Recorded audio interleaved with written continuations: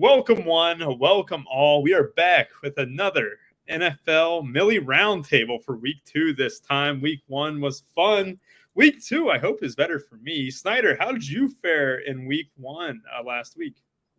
Week 1 was actually pretty good for me. I survived week 1, which is usually sometimes tough to do, but cash team was good. I had some good tournament teams too. I had one team creeping up, but fell a little short. But overall, it was a good week. Looking forward to week 2 here as we get a little more data hitting into these coming weeks.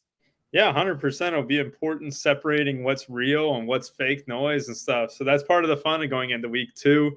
Drew, how was week 1 for you, and how are you doing this week?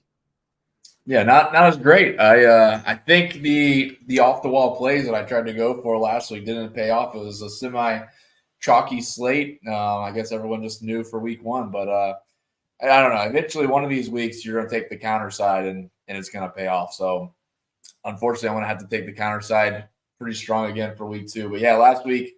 I mixed in some chalky guys like Tyreek Hill. It worked out well, but taking some lower owned stands did not pay off. So we'll see if we can get some this week.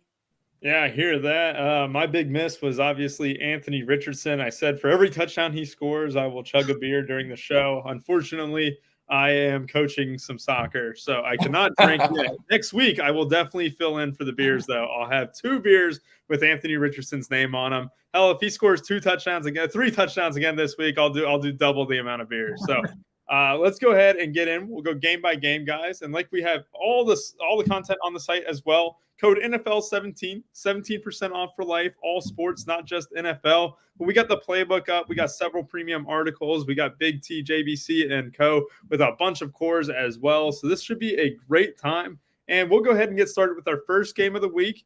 This is a team with Green Bay Packers dealing with a lot of injuries and going against an Atlanta team that ran the ball and kind of had a very slow pace in week 1. Snyder, break me down into this Green Bay Packers Atlanta Falcons game.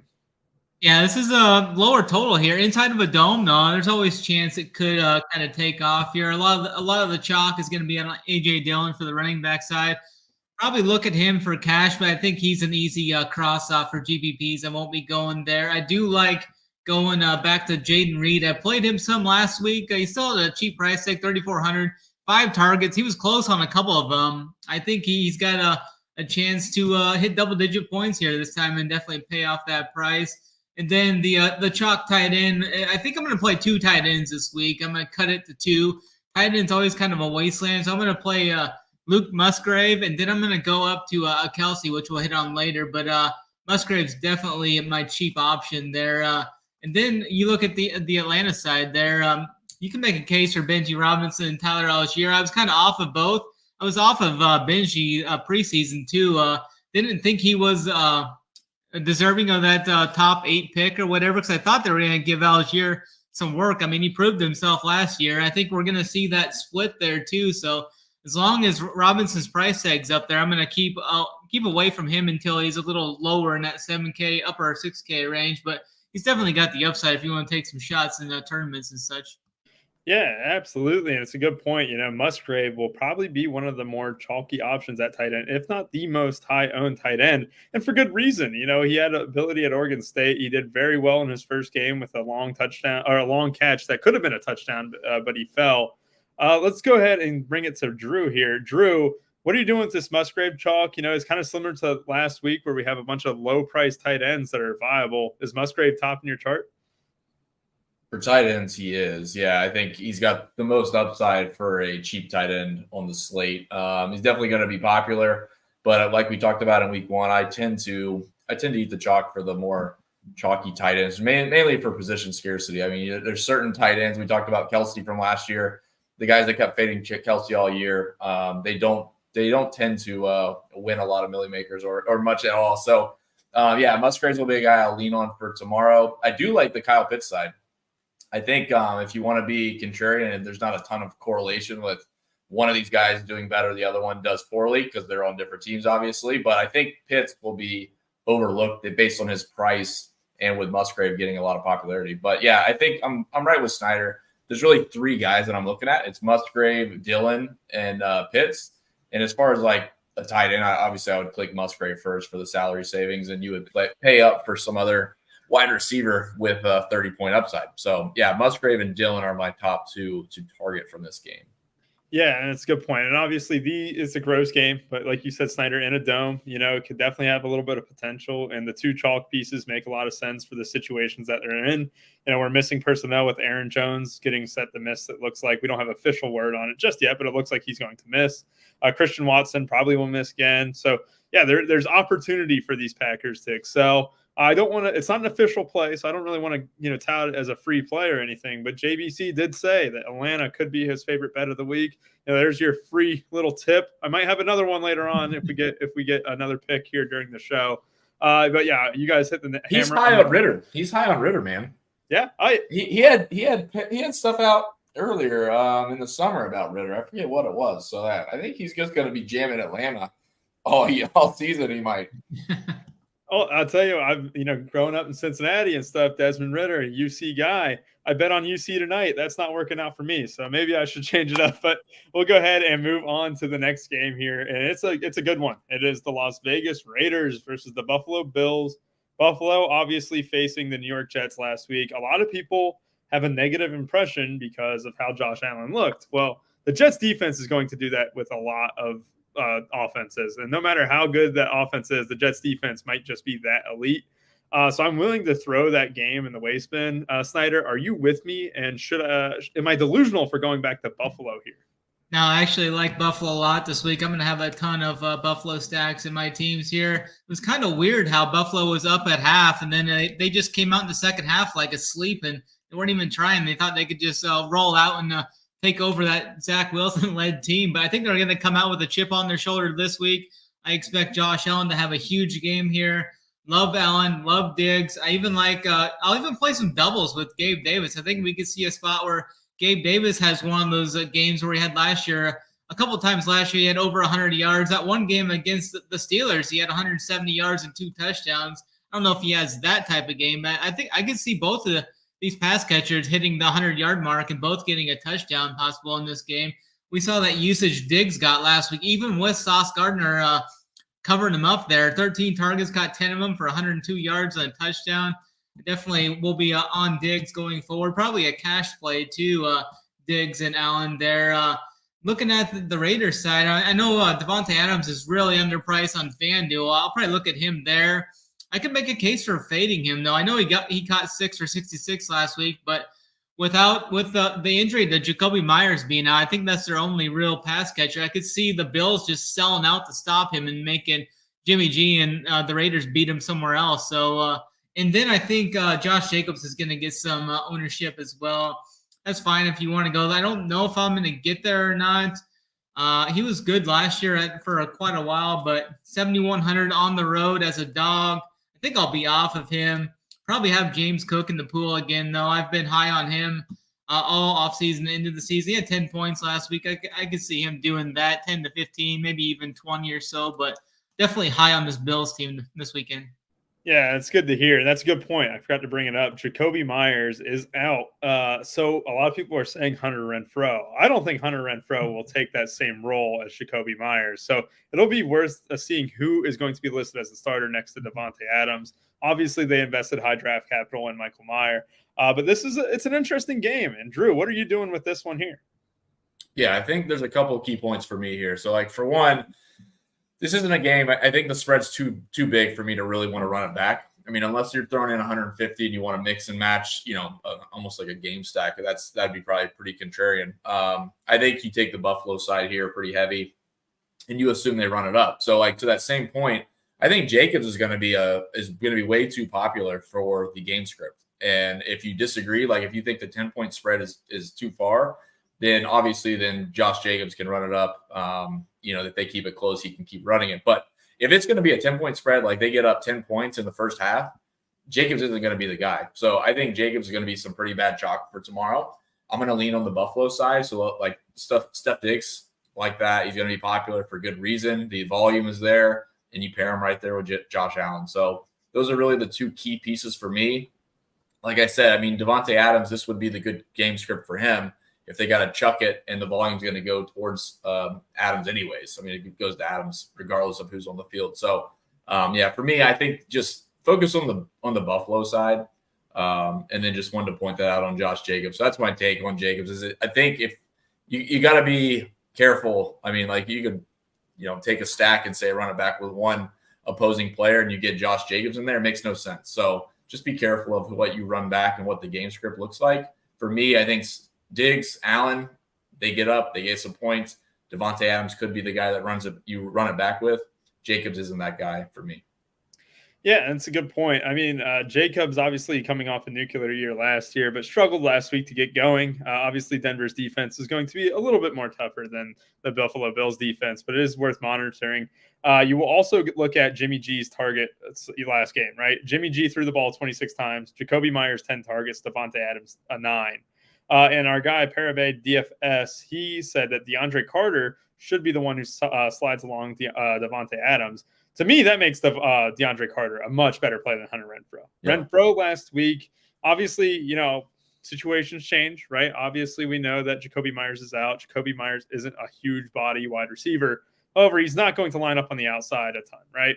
So DeAndre Carter could be one of those sneaky, dart throws that you have. I might throw him in there. Obviously, we had a very narrow target tree with the Las Vegas Raiders, so that is definitely worth monitoring a little bit. I do want to mention that Bobby Hare, his play of the day from our podcast on Thursday. If you guys don't know Bobby Hare, the dude absolutely crushes every sport, and he had his play of the day as Gabe Davis. So that is worth noting too. Gabe Davis obviously saying last year that he dealt with a high ankle sprain the entire season, and last week's matchup was by far the worst. So if you're a number 2 wide receiver and you head into New York, you don't get any action because you're getting shut down by DJ Reed. And if Sauce Gardner, if Stephon Diggs was moving all over the place, well, it just meant Sauce Gardner was getting on Gabe Davis. So I do expect a big rebound week for Gabe. And yeah, I think you guys covered it pretty well. We'll go ahead and move on to the next game. And like I said, we have a whole bunch of content on site. NFL 17% off for life. We got bets. We got DFS content for all sports, not just one. And let's go ahead and check out the next game. It is Baltimore Ravens versus the Cincinnati Bengals. So I have seen the Cincinnati Bengals have been getting some steam. I think Burrow started out the week with about single-digit ownership, and now it's creeping into 10, 11%. That is worth noting. I love the Bengals coming in because Snyder, I do want to pick on this Ravens secondary a little bit. Last week obviously wasn't the time going against Houston, but you're down some starters. You being a Ravens fan, Snyder, that some of the starters in the secondary for the Ravens are down. This could be a little bit of a sneaky. I shouldn't say sneaky because it's getting ownership, but it could be a shootout game, right, Snyder? Yeah, I think we could see a shootout in this game, even though it is a divisional kind of a rivalry there. But definitely think this game could pop for us here, though. Both of the quarterbacks are really cheap compared to Josh Allen on FanDuel. And then on DraftKings, Burrow is pretty cheap compared to Lamar. I think Lamar will be under 5% on DraftKings, but he'll be pretty popular over on FanDuel. So I think I'll be playing Lamar more on DraftKings and tournaments and such, and play Lamar in cash probably over on the FanDuel side. But Zay Flowers, he lived up to expectations so far through week 1. They look to get the ball in his hands many times, both through the ground and through the air. Caught 9 of his 10 targets there, had a couple of rushing attempts as well. We should see Mark Andrews back in the game here this week as well, 6,300. I may get to him some if I do in 150 or something. I don't think he'll make like a 10 max team for me or a 3 max team though. From Mark Andrews there. I do like playing some Lamar in tournaments, so probably pair him up with Zay Flowers. Again, 5K, still pretty cheap. From the Bengals side, I really do like Chase is probably going to see 20% ownership, but we can go to Higgins there for cheaper, 1,500 less, and I think he's going to be under 10%. So I like Higgins to bounce back this week. He took the goose egg last week. I think the squeaky wheel there kind of gets some going there. I mean, he still saw 8 targets last week, just was not able to corral any of them. So I like Higgins this week. You can stack up Chase with them too, as always. But I think Zay Flowers is the Raven that I want. OBJ, we'll see if he how he treats not getting too much work. He only caught 2 passes last week. He said he's matured, but we'll see how that goes throughout the season. But I think this game could definitely a pop there. On the tight end side, Big Irv Smith, still 3,200. I mean, he's upside guy. He had 5 targets last week. Didn't really do much with them, but definitely a guy to can consider there for a cheapie. Yeah, there's a lot of stacking options, and you saw Zay Flowers obviously looking really good. First game of his rookie season. I know he got a lot of love from our college football guy, as well as you, Snyder. Like Bruce, he said that Zay Flowers was his favorite wide receiver coming into the season as far as rookies go, and it clearly showed in week 1, and it probably will show in week 2. Drew, what are you doing with this game here? So this game, this is one of those where, like, how many pieces is too many pieces from the Cincinnati side? I mean, it's loaded, and you can see it going a bunch of different ways. You can see the volume getting kind of congested on Chase and Higgins. You can see it getting spread out. Talk about Irv Smith as a tight end, possibly. I mean, Tyler Boyd as like a punt under 4K. There's a lot of avenues to go. So obviously that all centers around Joe Burrow. So I think you throw Joe Burrow in first. I would try to get Chase or Higgins. Both are going to be pretty popular for their expected output. I mean, it's relatively speaking, they're about the same, I think, ownership to fantasy points. So I think, Joe Burrow with Chase and or Higgins, I guess. But I would try to get a cheap piece here, and hopefully they get the 10 or 12 points needed for like a 3K. Either it's Irv Smith or it's Tyler Boyd. So that's kind of my take. But I just want to jam in Cincinnati. Baltimore, man, I'm not really impressed with Lamar Jackson from last week, and maybe that's a little bit of recency bias, and that could flip the script any week. And obviously it probably will at some point in the season. But for me, I don't see this staying close. If it is, it's Cincinnati not putting up a big score. If Cincinnati gets up a couple touchdowns, I think they just run away with it. So I'm on Cincinnati side and try to go as heavy as I can. Yeah, so we mentioned it last week. At least I did, being a Bengals fan. Cleveland owns Cincinnati right now, and I firmly believe that Cincinnati owns Baltimore, especially at home. So I think Joe Burrow has a rebound week. He's always looked at adversity in the eye and always done well. So I love double stacking Burrow, and I think that you have the run backs there. Zay and, obviously Mark Andrews being potentially back. It looks like he'll be back. So that is some very good news to watch. And obviously Lamar had his iconic spin move in the Paul Brown Stadium, or I guess Paycor Stadium now. So, I mean, there's been a lot of moments here, and there's been a lot of points between these two teams. Obviously last year when Huntley was the quarterback, that wasn't always the case, but could be the case now that, you got Lamar and Joe Burrow back in action dueling against one another. So let's go ahead. You know what? I got to mention it. This is actually the Bengals are my number one stack. So I can't completely gloss over that. I have Burrow with Chase. I love Irv Smith as a secondary piece. I don't know if I'll do both Chase and Higgins. It seemed like when one had a big game, the other didn't as much. So I think I might leave those two out of the same lineup. But I do think double stacking Irv Smith, Tyler Boyd with Jamar Chase or someone, even Mixon in that regard, could definitely be worth it. Let's go ahead and move on to the next game. And we've had 4 straight good games in a row, and this one's no different. Seattle Seahawks at the Detroit Lions. This is another dome game. Geno Smith coming off an abysmal performance. You basically saw the Los Angeles Rams absolutely run away with it. We saw Puka Nacua turn back time, and he was basically prime Cooper Kupp. I think it was Cooper Kupp out there in that jersey, and he dominated the Seahawks defense. And there's a wide receiver who's very good in this game, and Amon-Ra St. Brown, who will probably dominate this defense. Snyder, talk to me about St. Brown here and all the other pieces in this game too. Yeah, for sure. I'm going to be really high on St. Brown. It looks like he's going to be potentially close to 20% ownership. I'll be well over that, though, in tournaments, so I really like him in this spot. I'm going to be on Detroit big here. I think they roll through Seattle here. I think Seattle is kind of phone, or at least Geno Smith's kind of turning back into that phony. He had that good start there to the season last year, but when you look at the last 6 games from last year, he didn't break 20 points once. And then he comes into this season, looks about the same as he did to end the season last year. So I'm off of this Seattle attack here this week. He only threw for 112 yards last week. Definitely not going to Geno.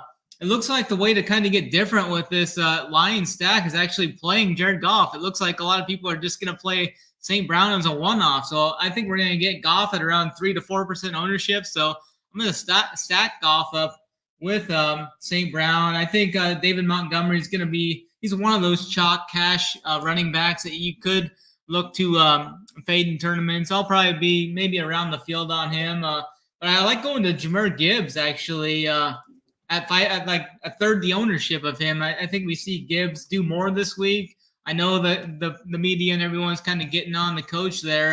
He only played 19 to 70 snaps last week, and when he was out there, he was getting the ball though. He touched the ball 9 times on those 19 snaps. I think we see him play closer to like 40 snaps this week, double the amount. I think we see his usage start to tick up, 6,300. Nobody's going to be on him. So I like stacking. I could go Gibbs, Goff, and St. Brown to kind of get different. And then the tight end there, Sam Laporta in his first game, he looked good. I mean, he had five targets, caught all 5 targets. Didn't really do that much with them. He had like 8.9 points, I think. But I think he's another guy that could go off here. I look for the Lions to kind of run over these guys. I think the Lions are going to win big, maybe like 28-10 or something, and put up some points here. Yeah, and that's definitely interesting. I kind of thought the same way with Geno Smith. You know, he had a very good first half of the season last year and then kind of regressed to the mean. Are we potentially seeing him, he's an average quarterback, but there's nothing wrong with that. And maybe he's hit his ceiling. Maybe he doesn't have a ton of upside. Drew, what are you doing with the Seattle side of things? And then obviously Detroit being a little bit popular. David Montgomery could be an option as well. Yeah, I kind of sided with Snyder. I think Gibbs, the uncertainty around Gibbs and Montgomery, you take the Gibbs ownership leverage. I mean, Montgomery is going to be pretty popular, and I'm not so sure he's the role. He's going to see the same role as he did last week. So I kind of side with the Gibbs side. St. Brown obviously is a fantastic play, especially for a game with a 26-point team total for Detroit. So no issue there. You could stack him. Obviously, I think Seattle keeps it a little bit closer, so I'm a little bit different than Snyder there. So I do like the run back here. This would be a game that I do like to stack. So obviously the priority would be Detroit, but I think there's so much upside from DK Metcalf and Lockett. Obviously, it relies on Geno Smith, but like this would be the game that I could see both sides get the ball, score fast touchdowns, get the ball, score fast touchdowns. I like the game stack here. So I want to take some Seattle pieces. Metcalf and Lockett are going to be very low owned for their potential upside. Obviously, it relies on Geno Smith, but obviously the Detroit can score points, and I think Seattle can keep it up. And if they do, it's going to be through the receivers, Metcalf and Lockett. So sign me up, man. I'm going to take a full game stack here. I like both sides to keep this thing going. Yeah, definitely nothing wrong doing that in a dome. And just for reference, last week, the Seattle Seahawks defense gave up 334 yards to Matthew Stafford, 119 apiece for Tutu Atwell and Puka Nacua. So we could definitely see some big numbers on the Detroit side of things. And obviously we know what DK Metcalf is capable of. We know what actually, I guess we don't know what Jackson Smith and Jigba is capable of in the NFL level. But I know if you ever saw his Rose Bowl highlights, what was it, 300 yards and 4 touchdowns or whatever? Trust me on Jackson Smith and Jigba. You don't want to be late on JSN. He is only 4,500. It might be one of my favorite sneaky run backs because he also won't carry too much ownership. And I do like the fact that, yeah, in a dome game, sign me up with any game stacks that you want. And speaking of dome games, we go from 100 to 0, right? Real quick.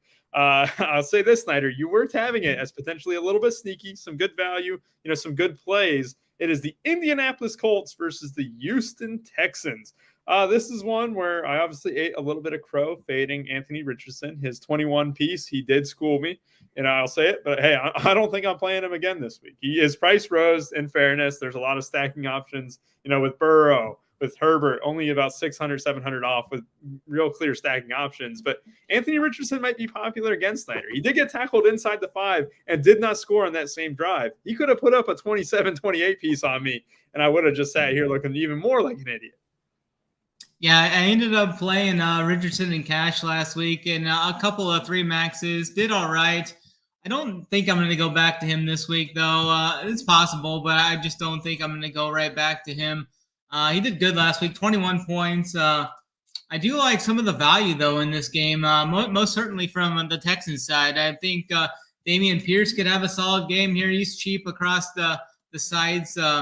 He did well last week. He only played on like half of the snaps, but I think this is a spot where, like last year, we saw him have 20-plus carries in some of these good game scripts. I think he's a guy that could go overlooked a little bit. I like him for tournaments. And then going to Nico Collins, 4,800 on DraftKings. I think he's like 5K on FD. He had 11 targets last week, so I'm definitely going to be looking at him for a value guy. And then Tank Dell also in his first game. He's just like a solely punt if you want one for like the million maker. He caught 3 of his 4 targets last week. He's a guy that could break one for a long one here in the dome. So just some of the value pieces here.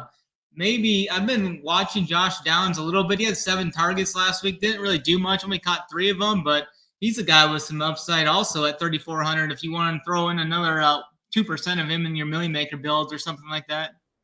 Yeah, 7 targets, and you obviously, it was UNC, right, Snyder? Yeah. It was UNC where he was at when he was very good, very big play potential with him. So 7 targets is not bad at all for the price.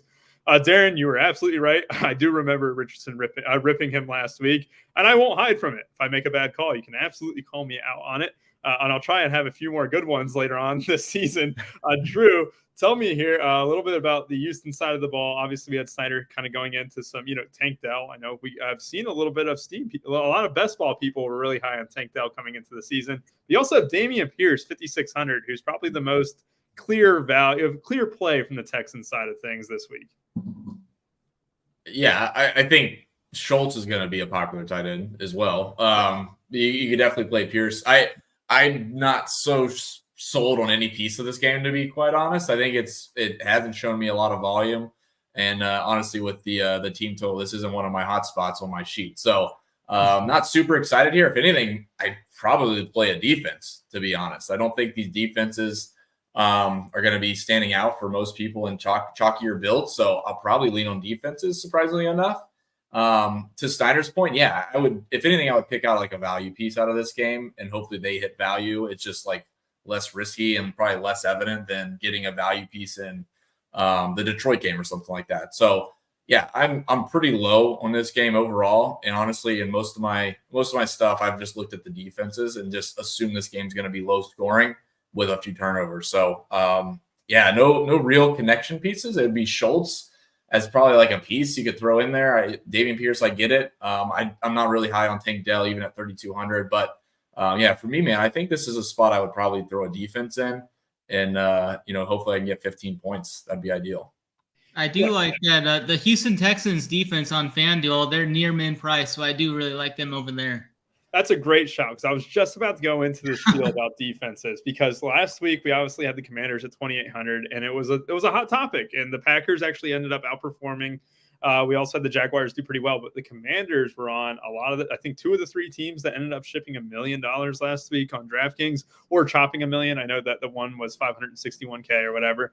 That isn't interesting, because this week you don't have a ton of spend down defenses that are just clear cut. Like, oh yeah, these are, this is what everyone's going to do. Like we had last. And that's going to be the rest of the season, because yes. DK is not going to allow that to happen. It just first week, it just unfortunately pops up. But for the most part, unless someone gets scratched, the defenses are going to be heavily weighted towards popularity from the prior weeks, and obviously Vegas line. So yeah, don't expect a cheap, chalky defense to show up. At least like last week. I mean, 30% owned defenses is crazy. Yeah, no kidding. And that's a great point too. When you go into DK does do a little bit better job of pricing, competitively, right? And compared to FanDuel, who leaves the Texans near min price. If they're near min price, I will like going against Richardson all season, just because, sure, you may have big play upside. You proved me wrong, like I said, but he's also full of mistakes that could potentially happen. And, quarterbacks like him, they get sacked a lot too behind a bad offensive line. So I definitely like that call, Snyder. I'm gonna have to head over to FanDuel and put the Texans defense in just for that reason alone. Let's go ahead and move on to the next game here, and it is a doozy. It is the Kansas City Chiefs versus the Jacksonville Jaguars. Arguably the most popular game on the slate, I would say. You got a bunch of really high upside pieces. You had Calvin Ridley absolutely go off last week with 8 catches, over 100 yards, and a touchdown in his debut. But you also have some uncertainties, like Travis Kelce's first game, back from the injury, right? Obviously only missed 1 game. Then you have a whole bunch of Kansas City Chiefs wide receivers that belong in the land of misfit toys. I don't really know who to play with Mahomes. Can you stack Mahomes, Snyder? And how would you do it if you did? Yeah, I'm going to be looking to stack this game up a lot of different ways. Like last week, I overstacked the Dolphins game. Everybody said it was going to be chalk, and when the cards got flipped over, it really wasn't as popular as people were thinking. So maybe we see that same thing here with a couple of those other games that people are going to be looking at. I really like this from both sides. Both quarterbacks are in play for me. I think Calvin Ridley is close to a lock in cash on DK. FanDuel, I like his price over there more for tournaments because I think it's going to lower his ownership there as he's really priced up over there. So like both of these teams, 51 total, close spread here within 3 to 4 points, depending on where you see your line. Travis Etienne's a guy I'm high on this week. It'll be interesting to watch his game flow. If he can continue to carry that, both rushing and receiving usage that he did last week, 18 carries, 5 catches, found the box. I think this is another spot where he can go 20-plus points in this game. I'm going to be off of Christian Kirk, though, going forward. It looks like he's been passed up, and we played on about half the snaps, 1 catch. I think Zay Jones has taken over. Calvin Ridley's definitely the alpha there. And then you got like Evan Ingram and such there. So I'll be off of Christian Kirk. And then for the Chiefs, I really like Travis Kelce this week. That's the other main tight end I'm going to be well overweight on. Like last year, you look at some of those games he had 20-plus points in about every game last year. I think he's close to he's got such a big advantage over the position here. I know what the price tag comes with him, though, but he could be the top scorer on the slate as a whole, though, and it's such a huge advantage at the tight end position, I think. So I'm going to be well overweight on Kelce. Mahomes Kelce is my preferred stacking options there. Bring it back with one of those Jacksonville pieces, but definitely I'm going to be on this game for sure. Yeah, I think this game will definitely be an interesting one, for tournaments. You guys can still hear me, I assume, right? I don't know why. My computer just completely spazzed out. If you can hear me, Drew, tell me a little bit about this one here. Yeah, can hear you. You're lagging a little bit. I was unsure if it was my computer. It happens from time to time. But, I'm in lockstep with Snyder. It's a fantastic game environment. A lot of good pieces here, a lot of good values as well. Travis Etienne, as you mentioned, as a running back, it's 6,900. Is a fantastic spot for upside and for some savings. Obviously, in cash would probably be viable. So plenty of things to stack with Mahomes, with Kelce, and running it back on the Jacksonville side, obviously with Lawrence. If you don't want to take Mahomes, but you stack it with Ridley and Etienne. So, yeah, I'm with you here. I saw a comment in the chat that what's Kelce's ownership going to be like? I think he's going to be higher than whatever projections are showing. I think he's going to be close to 20%. And I've seen anywhere from like 15 or 16 up to 18. So I just think Kelce's going to be an easy click. First game back, people know the security for his production. I don't think there's a lot of other pieces that people think that are going to take that volume away from Kelce, especially in the red zone. I think there's some uncertainty around his injury. I don't know how severe that was. Obviously, to come back in a week is pretty good. But people are not going to shy away from it. So this would be some chalk that I would have to eat at 7,600. So, yeah, I love the game. I think at every side, there's cheap pieces you could throw in there. Plenty of cheap pieces you could throw in there that are in like the 4K range. And a lot of these I want to go back to. Sky Moore, I want to go back to. Tony, I guess you could go back to. You could give that a shot. But for me, man, it's really just like Kelce and Mahomes. And I want to take Etienne with Ridley. And, you could get a full onslaught here. Yeah, Etienne obviously gave up the goal line area work to Tank Bigsby. Tank Bigsby ended up getting a rushing touchdown last week. So that'll be interesting because I'm getting a lot of Etienne in my initial builds too. And because he's obviously going to be very effective in the pass game, he got a large majority of the work. And you also look at it, it's a very similar situation to James Cook where Damian Harris is likely to steal those goal line carries, right? But you're getting a guy who's going to get 65, 70% of the work. You might not get it inside the 5, but these guys can do it from outside that range, and they can get it with PPR points as well. So especially on a site like Draftkings, where, point per reception, is the full point, not the half point like FanDuel. I do like ETN backing him there.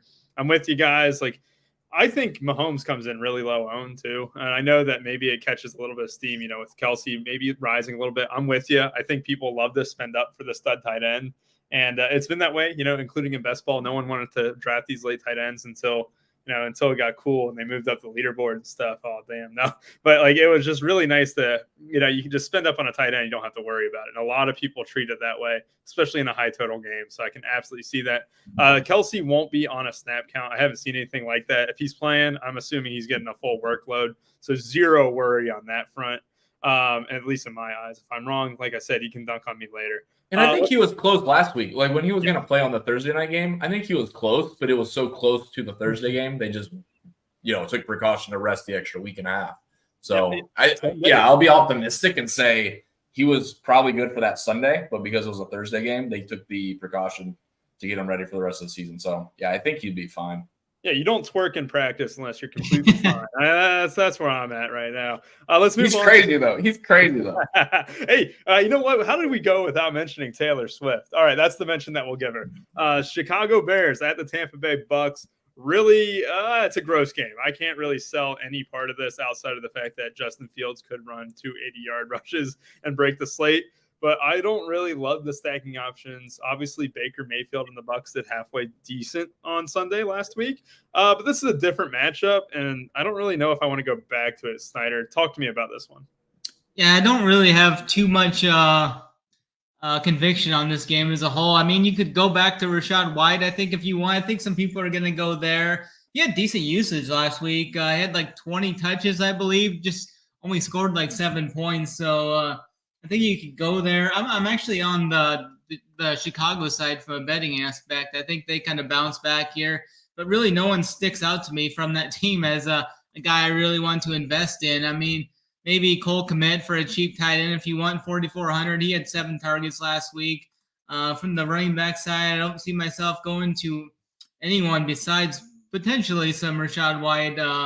Sean Tucker, he was rising up the charts over the offseason. Had 5 carries, only played 10 snaps, so touched the ball in half of his snaps at least. But I think this is a pass game for me, though, for the most part. Yeah, I'm with you. I think this is probably a gross game. Drew, are you in agreement? Defense, though? Yes. Yeah, I mean, it's not a stacking game. If anything, it would be Tampa Bay's side, but it would be ugly, and it'd just be because it's going to be relatively low end, I think. But I just don't see this game moving at a decent pace, so I'm pretty low on it. I mean, Godwin checks out pretty well. Rachaad White, like Snyder said, checks out fine. Again, maybe one-offs. I just don't see playing a lot of these pieces together. And then Fields, like, yeah, you can play him naked in certain contests, I guess, but I'm not going to do it. I mean, that's the only path for him to score big because I don't see a receiver, like any type of connection for him to get stacked with. So, yeah, for me, it's really like Godwin and Rachaad White as one-offs to fill a gap. Like 6K Godwin could still get there. But that's really it for me. It's pretty ugly.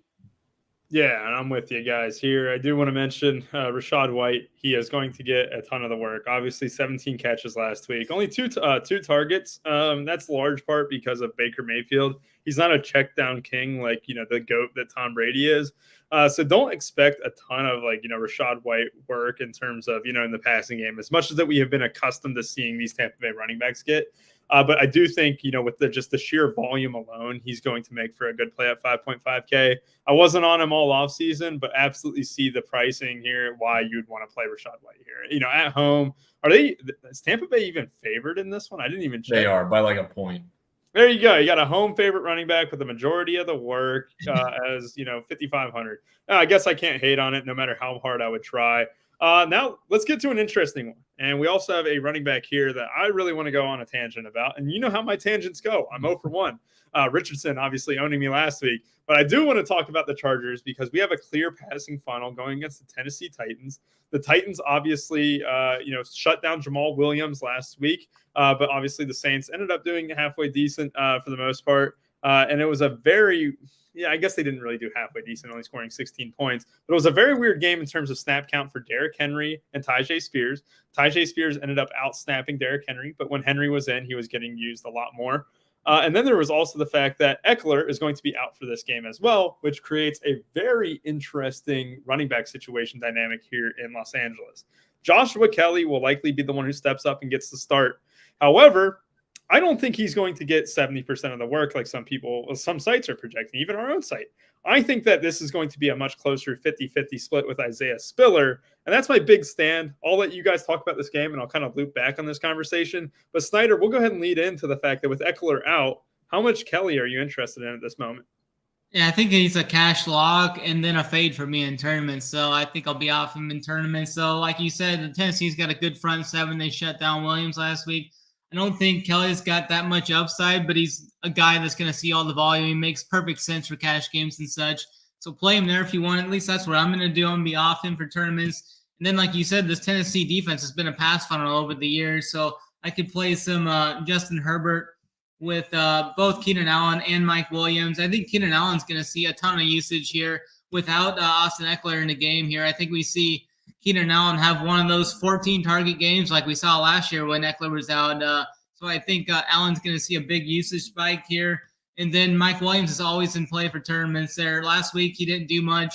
4 for 45 on 5 targets there. But that big game's in his wheelhouse there as he scored over 25 points a few times last year. So I think he's fine if you want to go there. I don't see myself really going to much here, though, from the Titans side. I think this is actually going to play a little slower. I think the Chargers invite you to run. That's going to slow the game down. They're going to shut down the pass. They're at least going to try. The Chargers are.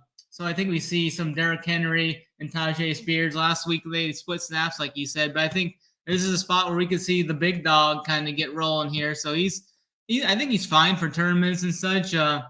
We could see him pop off for 30-plus points like we did a few times last year. But I don't think I'm going to be too heavy on this game, though, but maybe some one-offs and such. Yeah, 100%. I think this, I might double stack this one. Drew, I'm very curious to hear what you got to say. I do want to mention with Mike Williams, it was an injury scare that took him out of the game for a little bit too. And I think I read a tweet. I wish I knew who it was by so I could shout it out, but it was like a 24% target rate, which is actually very, very good for a wide receiver, especially at the price that he's at. Drew, what are you doing with the Chargers here? Yeah, I'm good with Kelly in any format. I'm not too afraid of chalk in tournaments because you're going to get good for anywhere else anyways. So I do like Kelly regardless of the format.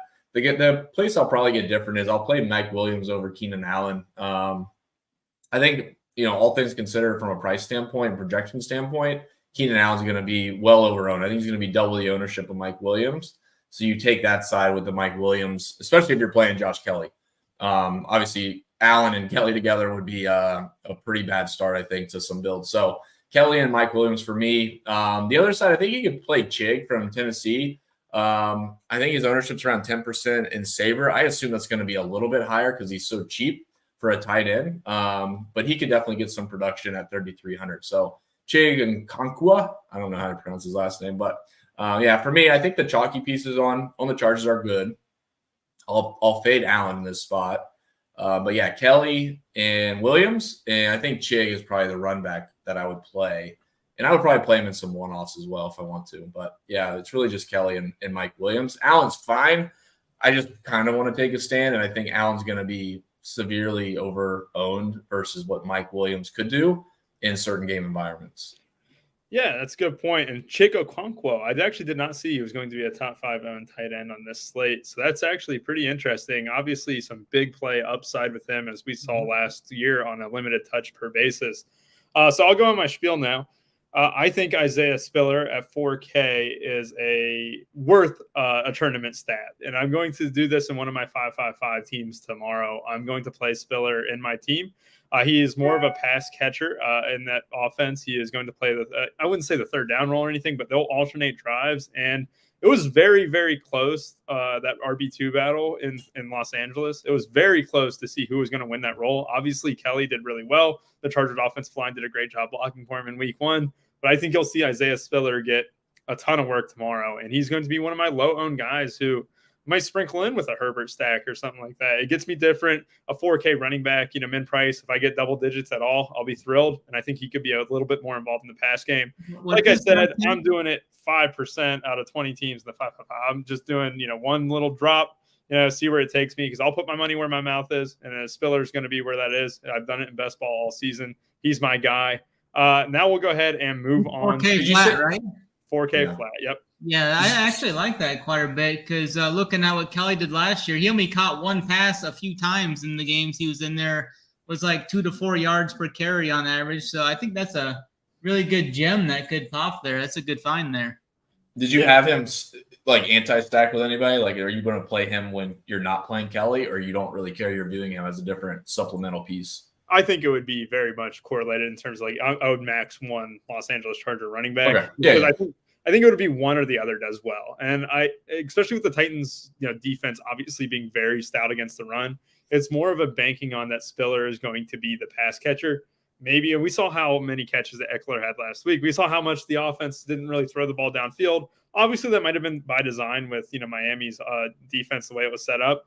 but it could be a little bit more of a pass funnel, and Spiller could be the guy who gets trotted out there a little bit more. And who knows? I think Kelly is still more viable to get the goal line touches, and that's basically all that matters. But like I said, 4K, I'll take the risk there. Yeah, that'd be more like a showdown play, like play Kelly with Spiller. Like, yeah, plastic doesn't make too much. I was just double checking. That's what you were saying. You were talking about passing. I was like, man, maybe he thinks he's going to be playing as a receiver. So you can play him instead of playing Mike Williams or something. So the way to get points against the Tennessee Titans is to be a wide receiver. And we do have an amazing stack probability chart. And we also have a positional matchups chart on our website at runpuresports.com. NFL 17% off for life. If you pull it up, we have our own Statsational who has done a very good job adding some awesome tools into our website. And it actually showcases how the Tennessee Titans were the second worst team last year against wide receivers, the worst being the Minnesota Vikings. This will be updated as the season goes along, and it also shows strong points like the Jets being the best against wide receivers and where most points come from for each team. So if we look at Los Angeles Chargers last year compared to on average, their running back with Austin Eckler obviously outperformed other running backs, and obviously 6.4 points above the average for wide receivers in their offense too. So very good matchup for the Chargers wide receivers in this one. Let's go ahead and move on to, it's a New York Giants and Arizona Cardinals game. We have 4 games left, and these 4 games are very unappealing from a DFS standpoint. There's going to be some individual plays that we like, but Snyder, I'm going to give you the floor on this one. Talk about whoever you want in the Giants and Cardinals. I actually like the Cardinals defense in this game on DraftKings. They're 2.6K. You get to go against Danny Dimes here. I can see him having some troubles here again, turning the ball over. Maybe he throws a pick 6 or something. I realize the Cardinals aren't trying to win this game, but they could accidentally probably do some damage here. I don't really see many pieces in this game I like as a whole. Actually, I think I could go to Saquon Barkley in tournaments. I think he's the only guy I would look to there. Maybe even pairing him up, but getting a little correlation with the Giants defense as well. Saquon has that upside. We haven't seen it that much over the years, but he's definitely got that 25 to 30 point upside. I think he's going to be under 10% owned too in tournaments. So definitely would be Saquon. And then both of the defenses would probably be about the only options I want from this game. Really? Oh, yeah. That's classic. I knew it. I saw it. It popped up on my phone. Yeah, Giants 3,800 being a defense that obviously got wrecked by the Dallas Cowboys. Sorry, Giants fans, but the Giants absolutely getting toasted by the Dallas Cowboys. Should be a rebound week. Saquon would definitely be the piece I'm looking at. Drew, is it Saquon and bust from here, or you have any other interest too? Maybe the defenses as well. Oh, Drew did it too. Oh, no. We just had 2 mute errors in a row. Oh, no. I've been trying to bounce off these coughs. I think I got COVID, but I'm not going to go get tested to find out. So, I think Cardinals defense is a decent target. 2,600 nearly min price. I think that's totally fine. Again, the game itself does not seem so eventful. Saquon would be the guy that would probably carry this team, is what I would imagine. So I can't get there at 8K. It seems like there's other spin ups I could get to. And even in tournaments, I still think his ceiling is a little bit capped based on the game script. So I honestly could see myself playing nothing from this game entirely. Cardinals defense probably fits in. I'll probably have some just for the sake of lineup construction. But honestly, man, I'm really struggling to convince myself for Barkley. And I still think he's going to be somewhat popular even at his price, which is a little bit concerning. I mean, he's going to be over 10%. I think. So, I'll just say Cardinals defense and bust. I'm really not super high on this one. It would be contrarian to stack it up, obviously. But, yeah, I'm not seeing many pieces for me to play here. Yeah, even with 3 or 4 turnovers that they had last week, the Cardinals only ran 50 or 60 plays or something like that. Not a whole lot of plays. The slow pace, even with the amount of turnovers that they forced. I do like the fact that I'm actually hitting a lot of Cardinals in in Saber Sim right now. I'm hitting a lot of the Cardinals. Really? Defense. Yeah, because defense. Defense. I thought you were saying pieces. The defense only. So this is interesting because I think it's trying to force me to spend down. And you talked about this last week. The variance in between defenses is just so large. At 1 point difference, you're sacrificing to get a much better wide receiver, or a wide receiver has a much better chance to hit. It could be the reason why. So I'm going to see. Maybe I'll project one of these stud defenses higher. But yeah, we still got 3 more games to go. I don't really love anyone in that game. I think I'll just have exposure to Saquon. And maybe, I don't know. I can't talk myself onto Danny Dimes yet. So Snyder, this is probably the most interesting fantasy game for the 4 o'clock games, I should say. And it's the San Francisco 49ers at the Los Angeles Rams. The 49ers obviously coming off a game where they just flat out dominated the Pittsburgh Steelers. They looked very good, and it was Brandon Ayuk over Deebo Samuel, who absolutely crushed last week. CMC crushed. And then for the Rams, they kind of sprung up on people, and Puka Nacua and Tutu Atwell combining for 238 yards receiving. The run game was a little bit different than we expected, with Kyron Williams getting a bunch of work and getting 2 touchdowns near the goal line as well. So this is an interesting game because I think there's a lot of ways that you can present the data and be like, hey, Puka Nacua could be the guy. He's going against zone. This might be him where he gets the ball. Hey, Deebo has always crushed the Rams. He could be the guy. You have a lot of could be really good plays here. And a lot of people think the Rams defense is just overall pretty terrible. I mean, where do you side on this game? Yeah, I'm going to get overweight on all the skill position players from the Niners again last week. I had some Ayuk and some good tournament teams last week. Go right back to him, 5,800. He's 200 more than Deebo now. I think they're both going to see some ownership, probably around 15 to 20%, both of them. Samuel's fine, 5,600. I think he's a great option, maybe even an option to look at in cash games and such. And then McCaffrey, 8,900. He's a guy I'm going to be looking to try and jam in as much as possible. I think we see the Niners put another beatdown on another team here in the Rams. The Rams are going to be facing a much stiffer test here than Geno Smith this week. So I think the Niners roll here.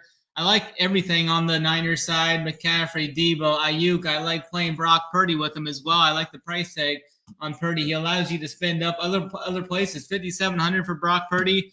You could play a Brock Purdy double and still get like a Travis Kelce or something in there too. It leaves enough salary there. You can play Brock Purdy with McCaffrey too, I think. Puka will be a popular guy. He's cheap on DraftKings, really cheap on FanDuel. I think a lot of people will probably play him in cash games, especially on FanDuel. Probably some on DraftKings as well, so he'll see some ownership there. But, yeah, I think this is a great spot.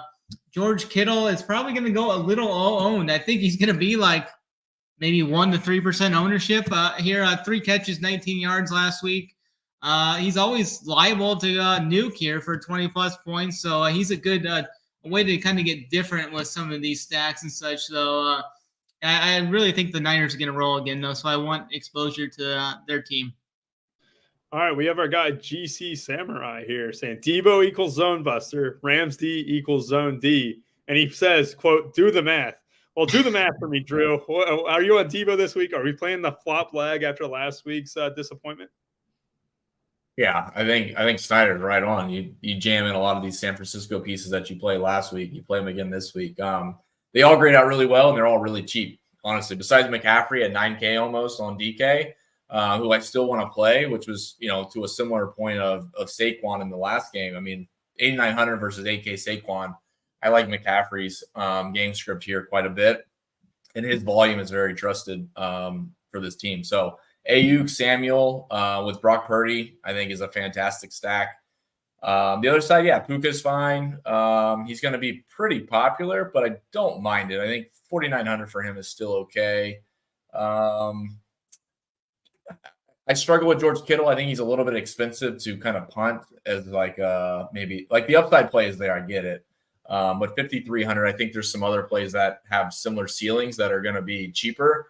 And certainly the floor is higher as well. So, yeah, I like the San Francisco side quite a bit.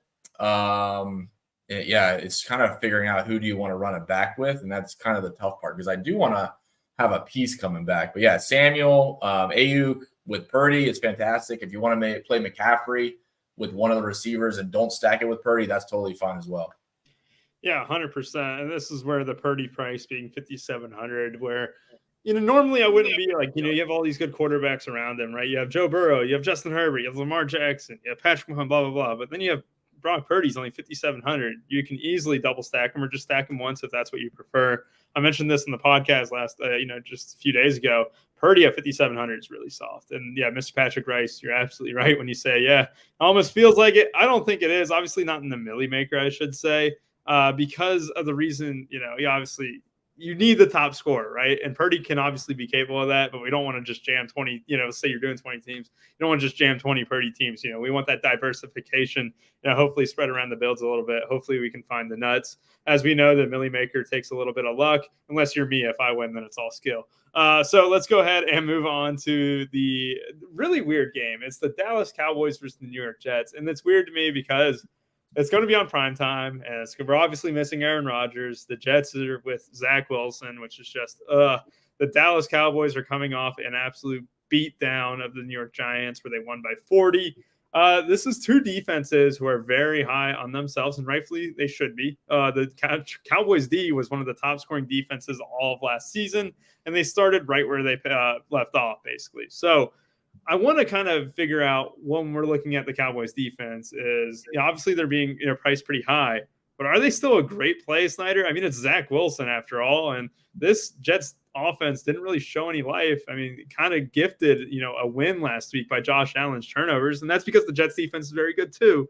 But yeah, it was kind of an interesting play here with the Dallas Cowboys. I don't know how much ownership they're projected for, but yeah, talk to me about this one. Yeah, I'll be Xing the Jets here. I don't want any of them in any of my teams this week. Tony Pollard's fine for tournaments. I think he'll be 10 to 15%. He's always got that upside. We saw what Diggs did to Sauce. I mean, I think they moved Diggs around. I think they're going to move CeeDee Lamb around too. So I think he's definitely has that upside.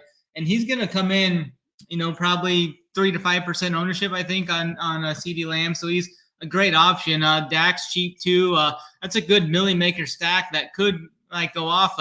So if you're looking for Dak's going to be 1% owned, I think CD is going to be 3 to 5% owned. So if you're looking for that low owned upside stack for the Millie Maker, I think that's the spot to go. Looks like Braden Cooks might miss the game as well, so that could feed more usage towards CeeDee Lamb. Maybe you look at Michael Gallup at 4,200 as a guy that's going to see virtually no ownership as well, probably around 1% ownership.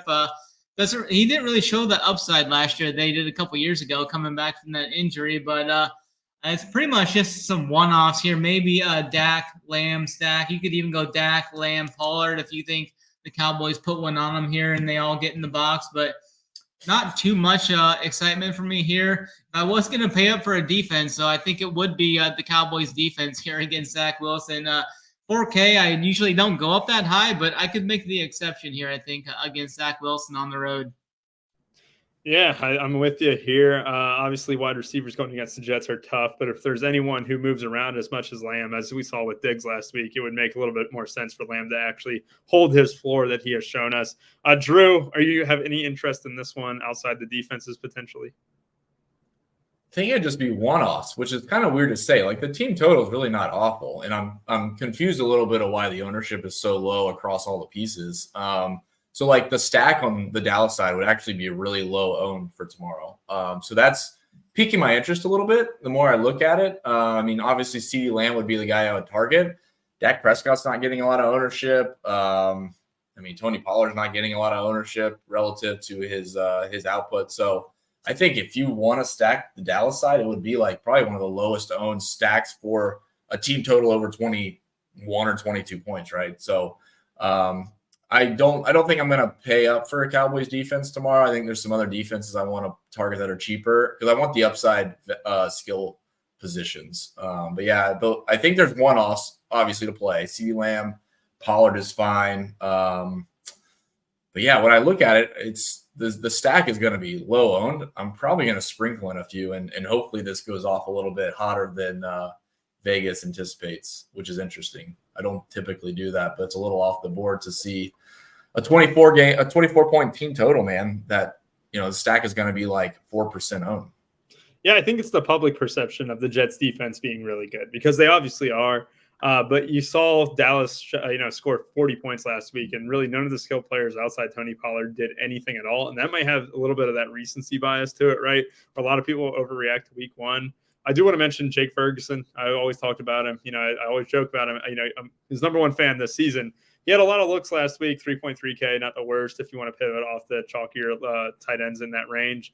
I think he led the team in targets last week as well. I might be wrong. Lamb might have edged him out in that, but it's definitely worth noting on Ferguson's front. But yeah, I'm with you. I'm bullish on the Cowboys as a whole, but even my brain's telling me is like I really don't want to go against the Jets defense, and I think a lot of people probably see that and probably are reacting the same way. So that could definitely be a sneaky thing, especially if we get a lot of Zach Wilson turnovers potentially, where the short field could be imperative, and maybe the Cowboys go over their team total. So yeah, I do like that. Let's get into our last game of the slate here. It is the Washington Commanders at the Denver Broncos.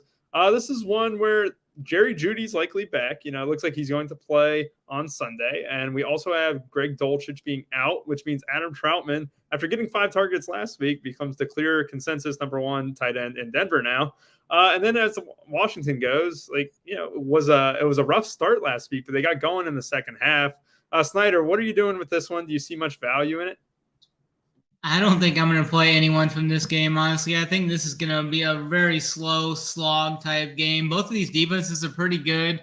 Washington's got a good defense. We got 39 total here. I think I think the game ends up like 13-10 or something. I think it goes under the total.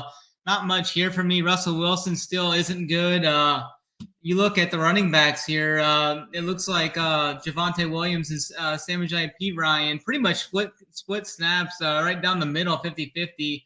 Robinson's in play for tournaments if you want, I guess. I'm just not going to force any of these guys in a game like this. I just think there's so many better spots to attack on this slate, so I'm not going to force any of these guys in. Maybe some of the defenses if you want to throw them in your pool for GPPs and such, but the prices are a little high. Maybe Washington at 3,100 isn't bad for the pool there, but 3,900 for the Denver defense, I'd just rather pay the extra 100 for the Dallas defense or something there. So really not much for me. I think this is just going to be a cross-off game for me. Yeah, it makes sense. Drew, is this a cross-off one for you? Yes, yeah. Very good. No. Very good, Drew. Oh, really?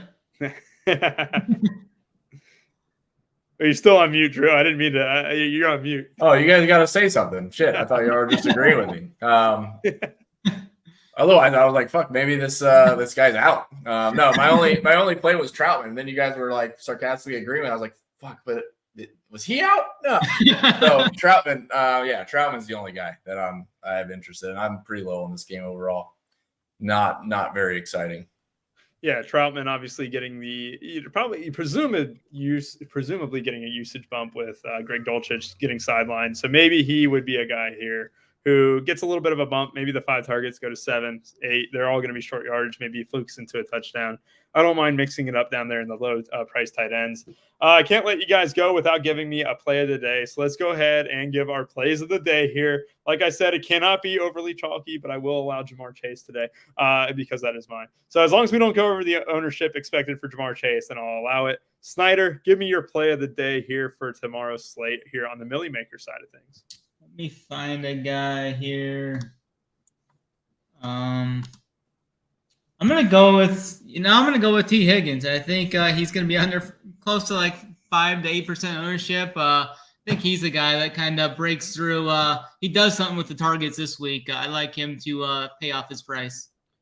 Perfect. Drew, who is your play of the day? Yeah, that's a good one. I'm gonna go a little bit cheaper. I'm gonna take a little bit cheaper, very little bit. I'm gonna go with Brandon Ayuk, San Francisco, 5,800. That's the guy. Perfect. I'm actually gonna switch from Ja'Marr Chase since I don't want to do a double stack for the plays of the day. I'm gonna go with Mike Williams. I think Mike Williams has a huge game for the Los Angeles Chargers.